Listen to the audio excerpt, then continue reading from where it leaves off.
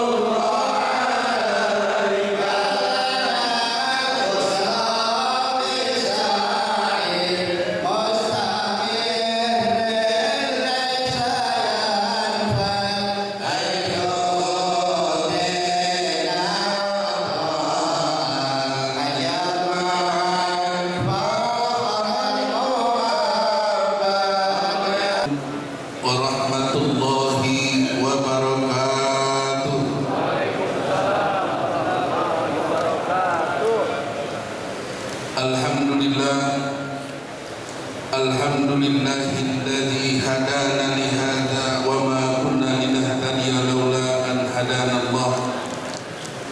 Asyhadu an la ilaha illallah wa asyhadu anna Muhammadan abduhu wa rasuluh. Allahumma salli wa sallim wa barik ala sayyidina wa maulana Muhammadin wa ala alihi wa sahbihi ajma'in. Qala rabbi shrah li sadri wa yassir li amri wahlul 'uqdatam min lisani yafqahu qawli. Subhanaka la ilma lana illa ma 'allamtana innaka antal alimul hakim. Amma ba'd. Yang sama-sama kita hormati dan kita muliakan guru kita bersama Habib al-Mahbub al-Habib Abdurrahman ibn Ahmad ibn Abdurrahman Segar mata Allah bin tuli hayat wa bi'ulumih. Juga hadir bersama kita guru kita Habib Agil ibn Ahmad bin Abdurrahman Segar, pimpinan pengasuh pondok pesantren Al-Hamid, yang juga penasihat Majlis Taklim Safar Subuh, guru kita bersama Al-Mukarram Bapak Kiai Haji Luqman Hakim Hamid. Kita doakan mudah-mudahan Allah panjangkan umurnya, Allah sehatkan badannya, dan Allah beri kemudahan dalam semua urusannya, dan mudah-mudahan Allah berikan keistiqomahan pada beliau di dalam berdakwah bersama guru kita di jalan Nabi Muhammad SAW. Bapak dan saudara hadirin serta ibu hadirat, mari sama-sama ikuti acara kita. Yang pertama sambutan yang pertama akan disampaikan oleh DKM Masjid Pondok Pesantren Al-Hamid, yang akan disampaikan langsung oleh guru kita Kiai Haji Luqman Hakim Hamid. Setelah itu sambutan Ketua Majelis Safar Subuh akan disampaikan oleh Bapak Dr. Haji Agus Sudana, dan sambutan berikutnya akan disampaikan oleh PLT Wali Kota Jakarta Timur. Insyaallah nanti akan disampaikan langsung oleh Bu Haja Iin Mutmainah MSI. Dan setelah itu akan disampaikan tausiah oleh guru kita Habib Abdurrahman bin Ahmad Segar, dan tutup dengan doa. Bapak dan Ibu hadirin hadirat yang dirahmati Allah Subhanahu wa taala, mari sama-sama kita ikuti dan dengarkan sambutan.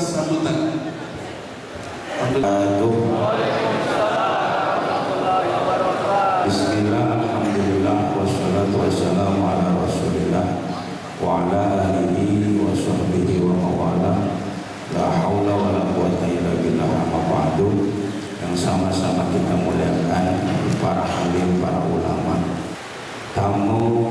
istimewa kita. Wajah lama kita doakan menjadi wajah baru pemangku wali kota Jakarta Timur. Beliau ibunda tercinta Ibu Hajah Iin Mutmainah. Di mana ada beliau pasti ada ketenangan, karena Mutmainah itu artinya tenang. Mudah-mudahan Jakarta Timur selalu tenang. Amin ya rabbal alamin, beserta para jajaran yang beliau bawa, yang saya tidak hafal, dan seluruh para ajudan-ajudan beliau. Lalu pula Bapak Camat Kecamatan Cipayung, Bapak Haji Panangaran Ritonga, beserta seluruh para lurah, Bapak Ibu hadirin jamaah safari subuh yang dimuliakan Allah Subhanahu wa taala, masih dalam suasana Idul Fitri, Lebaran belum habis ya. Memang saya ngotot hari ini harus dibuka. Karena apa? Karena Bu Wali Kota pas acaranya padat. Kita padat-padatin beliau. Kalau beliau cinta sama Cipayung berarti beliau hadir. Alhamdulillah beliau hadir. Terima kasih kepada Bapak MC yang hari ini saya dinobatkan menjadi ketua DKM Masjid Al-Habib. Mudah-mudahan saya bisa merawat masjid ini dengan sebaik-baiknya. Bapak Ibu yang dirahmati Allah, hari ini safari subuh yang dulu kelurahan Setu menjadi kecamatan Cipayung itu sudah ada tulisannya, namun dari tadi sama MC enggak disebut-sebut. Makanya saya sebut sekarang ya. Jadi kecamatan Cipayung, biar Pak Dr. Andes Abu Sudana nanti ya tahu apa yang harus disampaikan. Untuk itu dalam suasana Lebaran ini tentunya saya atas nama pribadi, atas nama keluarga besar Pondok Pesantren, mohon dibukakan pintu maaf yang sebesar-besarnya. Jalan Allah wa iyyakum minal aidin wal faizin wal maqbulin. Qul amin wa antum bil khair. Taqabbalallahu minna wa minkum wa taqabbal ya karim. Oleh karena itu ya, kajian sama ngaji beda. Kalau ngaji urut seperti yang dilakukan oleh guru kita ya, baca kitab Riyadhus Shalihin. Makanya kalau kelewatan satu rugi, tapi kalau kajian beda-beda. Dan kajian-kajian itu biasanya adanya bukan di Ahlus Sunnah wal Jamaah, adanya di tetangga sebelah. Oleh karena itu maka kita warga kecamatan Cipayung kudu cinta ngaji. Dekat dengan sebab ngaji kita akan lahir silaturahim. Oleh karena itu, karena ngaji yang ada guru bukan narasumber. Paham? Iya, kan kadang-kadang kalau di layar di grup itu narasumber. Nah itu kurang pas. Ngaji berarti bersama guru. Kalau kajian baru bersama narasumber. Kullu insan mahalul khata wa nisyan. Bahwa manusia tempatnya salah, tempatnya lupa. Itu saja atas nama keluarga besar Al-Hamid. Terima kasih atas kehadirannya. Mohon maaf atas segala kekurangannya. Mudah-mudahan safari subuh berubah menjadi kecamatan Cipayung. Kita semua makin sukses, makin kompak. Bahwasannya Ahlus Sunnah wal Jamaah masih hidup di kecamatan Cipayung. Itu saja, kurang lebihnya mohon maaf. Akhirat wallahu Assalamualaikum warahmatullahi wabarakatuh. Assalamualaikum warahmatullahi wabarakatuh. Bismillahirrahmanirrahim. Alhamdulillahirrahmanirrahim. Assalatu wassalamu ala asyrofil anbiya'i wal mursalin wa ala alihi ajmain. Amma ba'du. Yang sama-sama kita hormati dan kita muliakan penasihat Majelis Taklim Safari Subuh Kecamatan Cipayung, sudah ada tulisannya di sini. Ya. Sekaligus pimpinan Pondok Pesantren Al-Hamid, Bapak Kiai Haji Lukman Hakim Hamid. Insyaallah beliau kita doakan selalu sehat, selalu dimudahkan dalam berdakwah dan memberikan kebaikan buat umat. dan mudah-mudahan dimudahkan setiap langkahnya dalam melaksanakan semua aktivitas ini. Yang saya hormati, saya muliakan pembina Majelis Taklim Safari Subuh Habib Abdurrahman bin Ahmad Asegaf. Alhamdulillah beliau telah hadir di tengah kita. Beliau selalu rutin hadir memberikan tausiah dan ilmu kepada kita semua. Kita doakan beliau selalu sehat walafiat, dimudahkan setiap langkahnya dalam memberikan dakwah ilmu kepada kita semua. Yang saya hormati, saya muliakan Ketua Majelis Taklim Safari Subuh Bapak Dr. Andes Haji Agus Sudana. Ya, nanti ada ini ya, mau ada perubahan. Bapak Ibu hadirin yang berbahagia, Alhamdulillah alamin, kita bersyukur bahwa di hari ini kita masih diberikan nikmat sehat, nikmat iman, nikmat Islam, sehingga kita bisa sampai di tempat ini dalam keadaan sehat walafiat. Ini tempat yang sangat mulia, masjid yang sangat luar biasa indahnya dan nyaman. Kita bersyukur kita bisa hadir di sini. Mudah-mudahan kita semua yang hadir dan rajin datang ke Safari Subuh, insya Allah selalu mendapatkan kesehatan, kemudahan dan keberkahan. Selawat dan salam mari selalu kita sajikan ke baginda yang besar Muhammad SAW. Mudah-mudahan dengan praktikannya langkah kita datang ke sini, kita insya Allah mendapatkan sahabat sampai di akhir. Saya hadir di sini adalah keluarga besar di Kecamatan Cipayung, khususnya umumnya di Jakarta Timur. Saya bangga dan bersyukur bahwa kegiatan keagamaan baik dari silaturahim, kemudian kegiatan keagamaan lainnya yang ada di Jakarta Timur, khususnya di Cipayung ini, di Cipayung sangat antusias dan terus digerakkan oleh para alim ulama dan tokoh masyarakat. Sehingga kehadiran saya ini, saya ingin menyampaikan bahwa tentu kita ketahui makom ulama itu di atas umaro, dan ini kita harus pahami bahwa kita butuh nasihat, butuh fatwa, butuh ilmu yang diberikan oleh para ulama kepada kita semua. Sehingga saya dengan Pak Camat, dengan para lurah, ini sering-seringlah ngaji, tadi kata Pak Kiai, ngaji kepada para guru, para kiai ulama. Kita bersyukur masih ada ulama, para kiai yang betul-betul memiliki jiwa semangat untuk memberikan ilmunya dan pesannya kepada kita semua. Bayangkan Bapak Ibu, kalau hari ini kita melihat di media sosial begitu banyak cerita yang mungkin tidak kita harapkan tetap terjadi. Kalau tidak ada alim ulama, tidak ada ulama, bagaimana? Yang akan memberikan pedoman, yang akan mengarahkan kita kepada jalan yang benar. Kemudian hari Senin besok bagi para ibu naik bis gratis, MRT semuanya gratis dalam rangka hari ini. Kemudian juga untuk anak-anak yang tidak bisa mendapatkan ijazah karena belum ditebus ijazahnya, ini adalah program Praktisi Kerja Bapak Gubernur dan nanti akan dibantu oleh pemerintah DKI Jakarta melalui Basnas Basis. Jadi alhamdulillah ini semua adalah program yang langsung dirasakan oleh masyarakat. Dan sekali lagi ada untuk launching job fair di kecamatan. Nah, kaitan dengan job fair ini, dari tingkat kota Jakarta Timur, saya bersama teman-teman di jajaran Gunung Kota Jakarta Timur ingin menjadikan job fair ini adalah bagian yang utama di tingkat kecamatan untuk kolaborasi dengan semua stakeholder, dengan semua pengusaha baik besar atau kecil yang ada di wilayah masing-masing.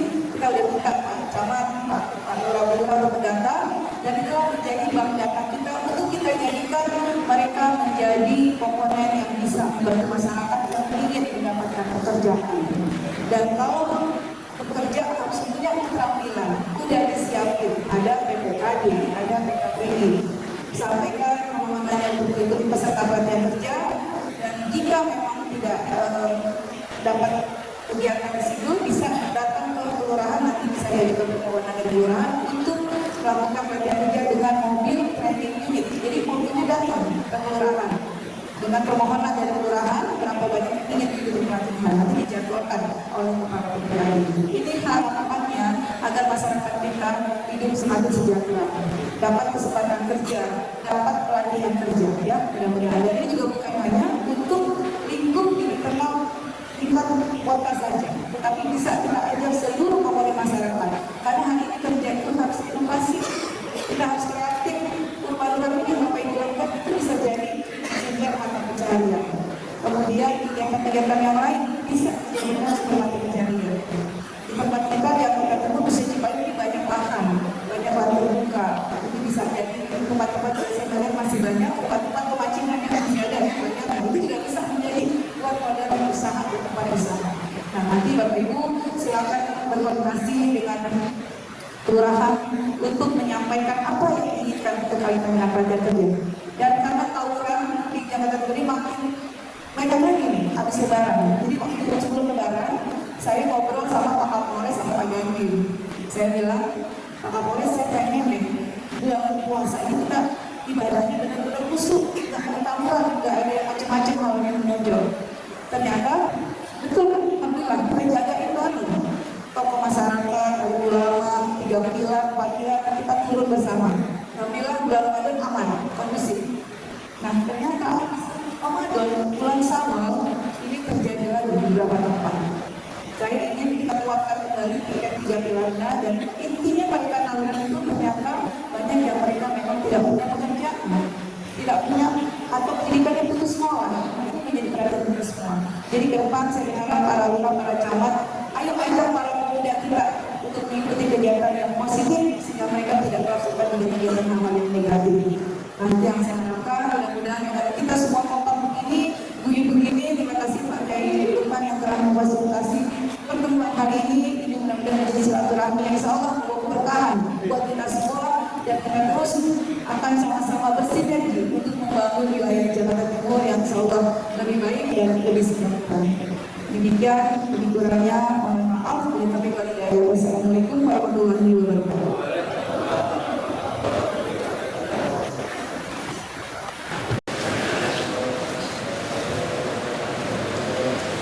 Assalamualaikum warahmatullahi wabarakatuh.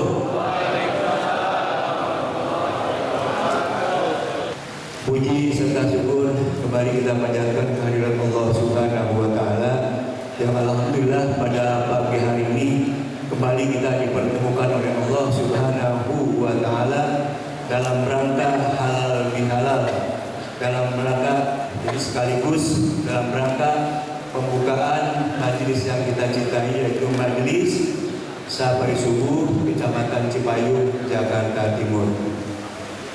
Yang sama-sama kita hormati tentunya guru kita yang kita cintai, Al-Mukarram Al-Habib Abdul Rahman bin Ahmad Masgab yang SMA. Alhamdulillah beliau sudah hadir bersama kita. Yang sama-sama hormati Habib Ali bin Abdul Rahman juga alhamdulillah. Yang kita hormati sama-sama Bapak Kiai Lukman Hakim. Karena ini baru permukaan, tentunya dalam pembukaan itu kita perlu mengetahui apa saja perubahan atau mungkin hal-hal yang perlu kita ketahui bersama berkenaan dengan pengajian kita. Jadi berdasarkan rapat koordinasi pada hari Rabu tanggal 17 April 2025 di kediaman salah satu donasi kita Bapak Haji Jairana, kami menyepakati beberapa hal berkaitan dengan kegiatan kita.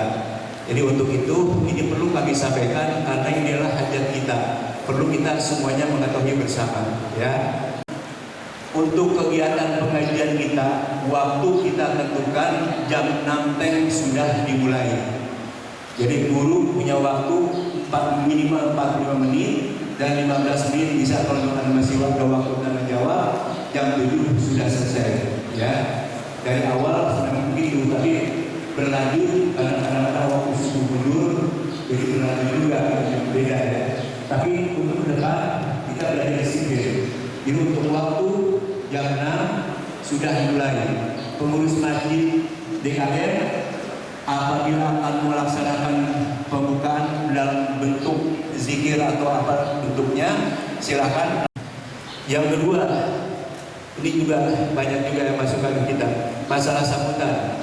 Sambutan karena memang ini diperlukan, jadi kita batasi hanya ketua DKM yang ketempatan, baik itu masjid maupun musola, dan juga pengurus majelis dengan mengumumkan seperlunya yang agak perlu. Kecuali dalam acara-acara tertentu seperti hari ini di jam 7 udah lewat ini, ya udah menjadi lewat daripada acara maulid, acara umat Islam diperjuangkan ya. Kemudian pada setiap kegiatan yang ketiga, pada setiap kegiatan pengurus Majelis yang ketempatan tidak diharuskan ya, tidak diharuskan menyediakan konsumsi agar tidak membanding kepada para pengurus DKM Masjid Musola yang ketempatan kecuali dalam acara tertentu, misalnya dalam rangka hari-hari besar Islam, undang maulid, pakai kebuli atau apa semuanya silakan. Tapi dalam acara sahabat subuh dari pengurus tidak mengharuskan, dalam arti kalau memang yang bersangkutan menyediakan bukan salah kami tidak menyuruh ya, jadi kami tidak haruskan dari pengurus Masjid Musola untuk menyediakan konsumsi ya.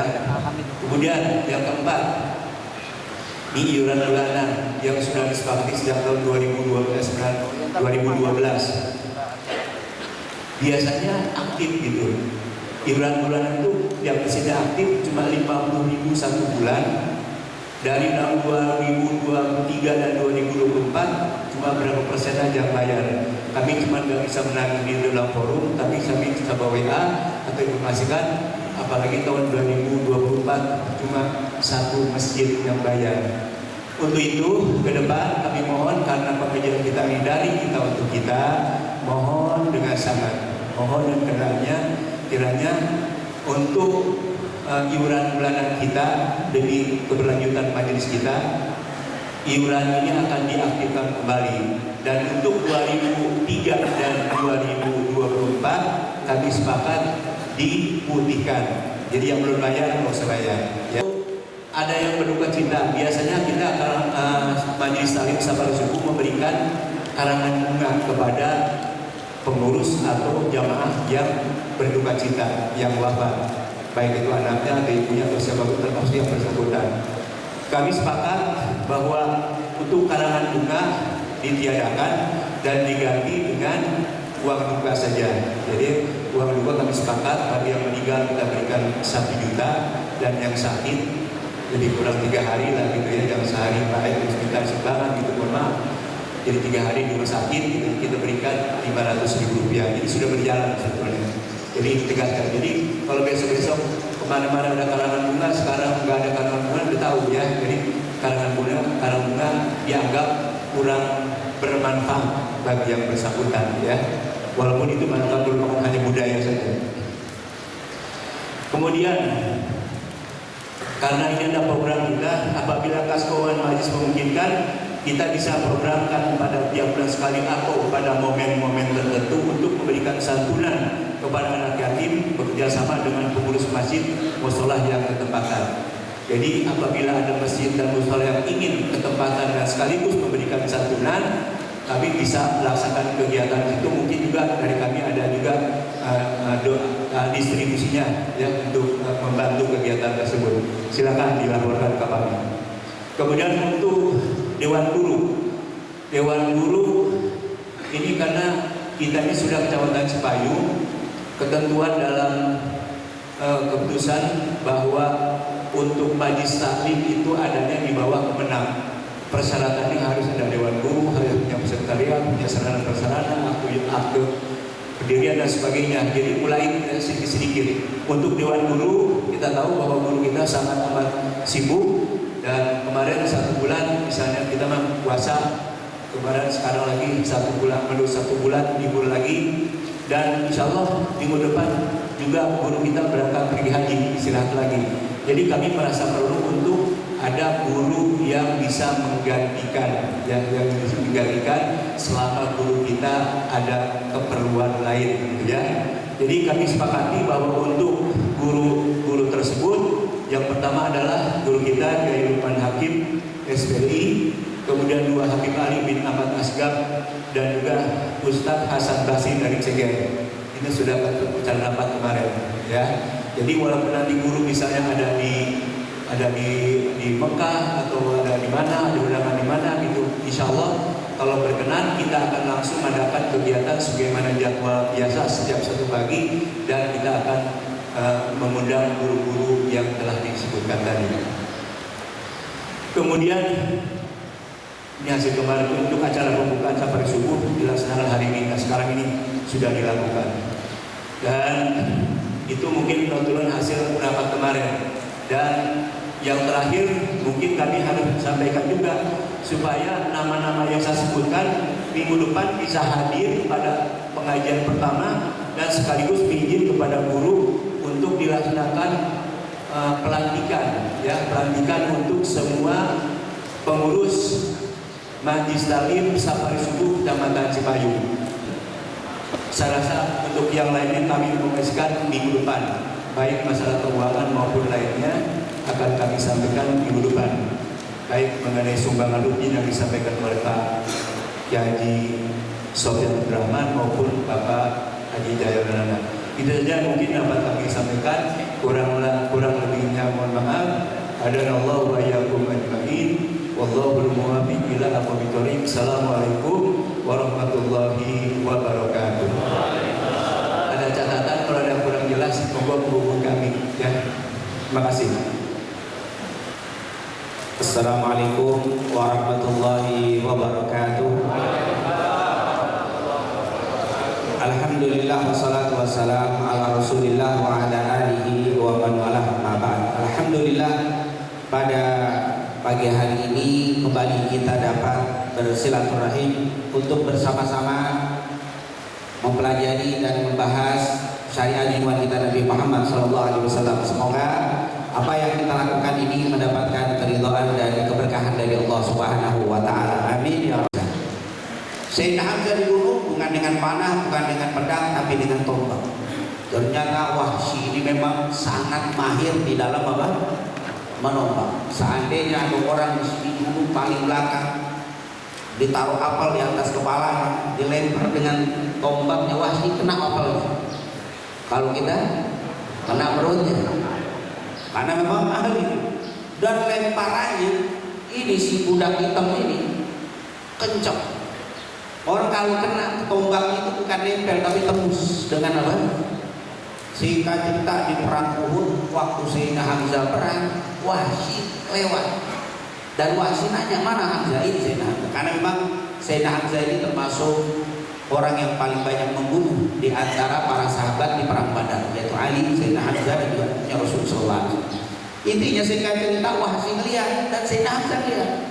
Di dalam keterangan Imam Ibnu Hajar dalam kitab Fathul Bari, beliau katakan Sayyidina Hamzah sebenarnya tahu Wahsy lewat. Saya sedang melihat dirinya, sedang mengawasi dirinya. Tapi Sayyidina Hamzah nggak nyangka kalau Wahsy akan membunuh dirinya karena dia masih muda. Masih muda, nggak terlalu sangar mukanya. Akhirnya Sayyidina Hamzah nganggap nggak mungkin. Oh berarti ternyata muka-muka kalem, hati-hati juga. Nggak mesti sangar yang serem-serem banget. Kata Sayyidina Hamzah, nggak mungkin dia. Tidak mungkin dia membunuh. Dia tidak mungkin berperang. Tapi dia bawa tombak. Sayyidina Hamzah lihat. Ternyata betul saat dia sedang khusyuk, sedang konsen menghadapi musuh, ternyata dia membunuh dari belakang. Dari belakang, Wahsy dapat membunuh dan sampai tembus di dada Sayyidina Hamzah. Sampai itu tombak tembus lagi ke bawah, sampai Sayyidina Hamzah tidak jatuh tapi nempel dengan apa? Tombak itu. Karena begitu kerasnya. Singkat cerita, akhir Sayyidina Hamzah meninggal. Nggak sampai di situ, Hindun yang sudah membunuh Wahsy, menyuruh Wahsy dan akhirnya memotong telinganya Sayyidina Hamzah, hidungnya Sayyidina Hamzah. Dalam riwayat syaqqa sadr, yaitu dadanya pun dibelek, kemudian dikeluarkan, hatinya dihancurkan. Dalam riwayat dan mutilasi sepakat, tetapi apa saja anggota tubuhnya yang dikeluarkan itu khilaf di antara ulama. Tapi mutilasi pertama, dan itu adalah kebiasaan orang kafir untuk menakut-nakuti kaum muslimin, menunjukkan kebenciannya, suka memutilasi. Umat Islam tidak diperbolehkan walaupun dalam perang. Akhirnya setelah dipotong semuanya,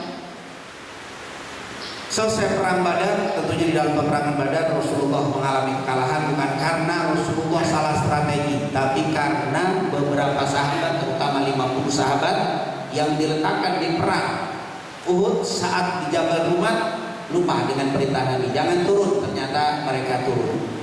Dan saat itulah terjadi kekalahan serangan kedua. Singkat cerita, akhirnya Rasulullah begitu sedih melihat fisiknya Sayyidina Hamzah.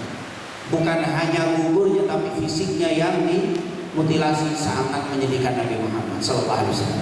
Pada tahun ketiga Hijriah terjadi perang Uhud. Tahun ke-7 dalam riwayat terjadi pembukaan kota Mekah.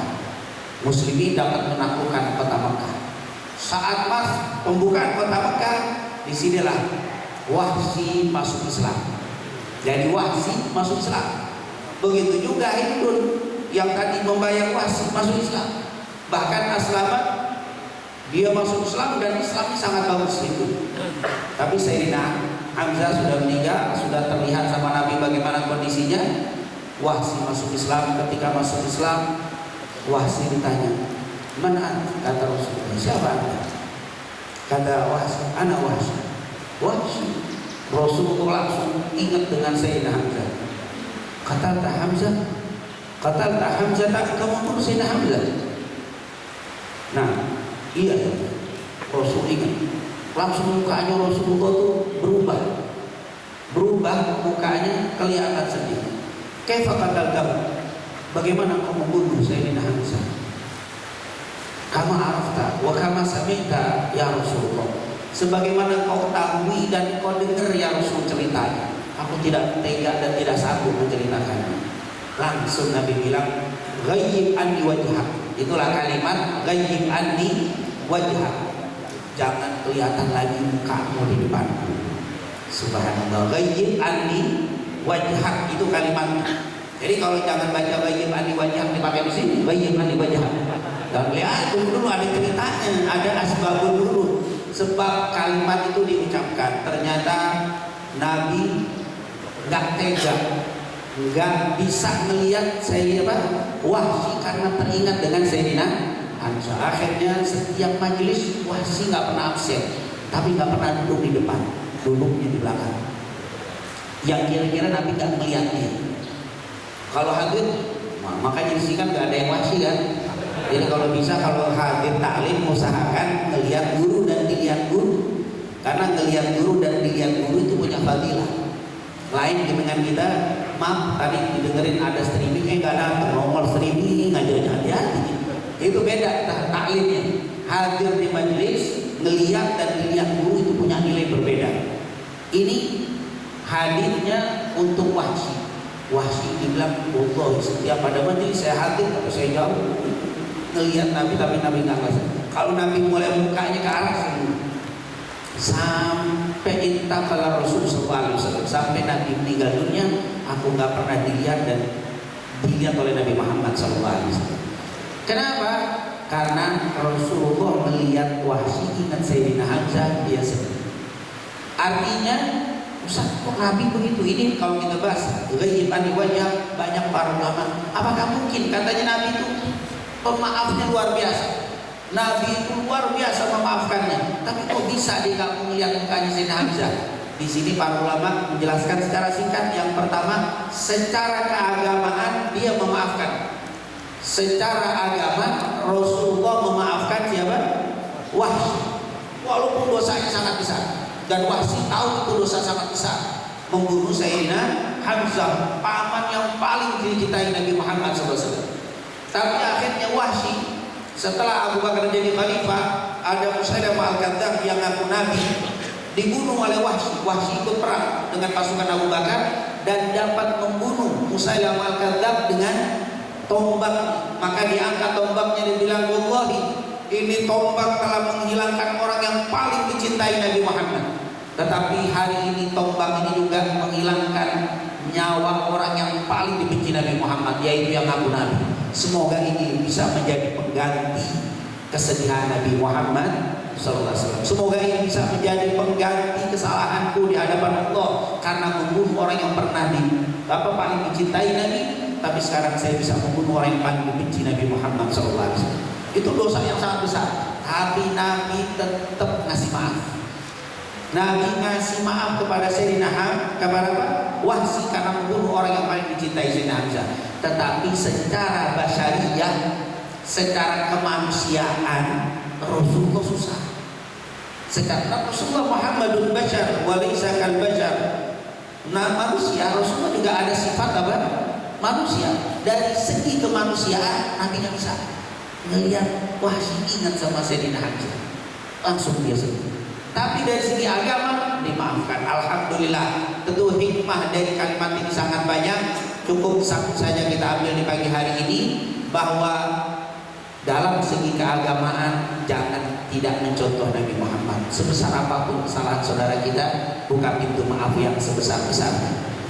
Insya Allah sebesar-besarnya dosa di antara kita nggak ada yang sampai apa yang terjadi seperti Wahsy. Tetapi ketika sudah memaafkan, tidak salah kalau saya udah nggak mau temenan akrab lagi sama dia, menggelit. Udah saya maafin, tapi begitu lagi, udahlah saya maafin secara agama, secara basyariah cukup, nggak usah ketemu lagi, apa? Kata orang sekarang si hello aja dah. Pak pagi ya, kabur, udah cukup ada. Karena ada yang nanya begitu, saat boleh nggak sadar? Dia ini teman akrab saya, pernah sekali waktu mengkhianati saya. Betul, saya sakit hati, tapi saya sudah bersih nanti, saya nggak marah sama dia. Tapi untuk dekat enggak lagi, boleh, karena dasarnya ghaib anni wajah. Semoga apa yang kita lakukan mendapatkan keridhaan dan keberkahan dari Allah Subhanahu wa taala. Amin ya rabbal alamin. Insyaallah pekan depan hari Sabtu depan tanggal 26 kita mulai pembukaan majelis safari subuh, baca kitab seperti biasa, kitab Riyadhus Shalihin. Dan setelah dibuka tadi di Baitur Rahman, dan setelah itu ada acara di rumah Habib Agil Baitur Rahman, langsung di situ insya Allah kita bisa menemui juga dengan daripada Habib Agil, anaknya nih, kan anak yang kedua yang kita, insya Allah Allah berikan sehat walafiat kepada kita semuanya. Lebih kurangnya wassalamualaikum warahmatullahi wabarakatuh.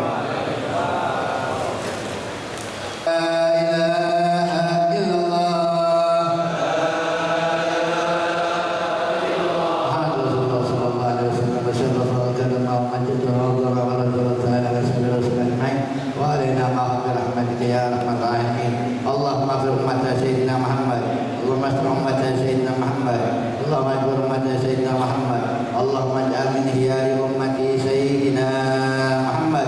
Allahumma inna nas'aluka al-Fatihah al-mu'azzamah sabina sajda wal Qur'anil azim. Aftah lana bi kulli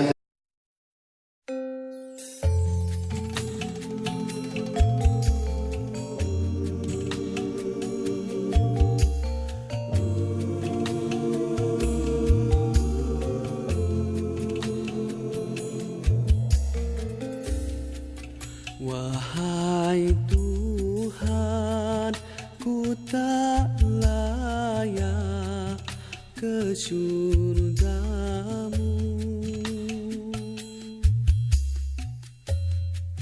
namun tak pula aku sanggup ke nerakamu. Ampunkan dosaku, terimalah taubatku. Sesungguhnya Engkaulah pengampun dosa-dosa besar. Ilahilah tulil firdausi Allah, wala aqwa ala naril jahim.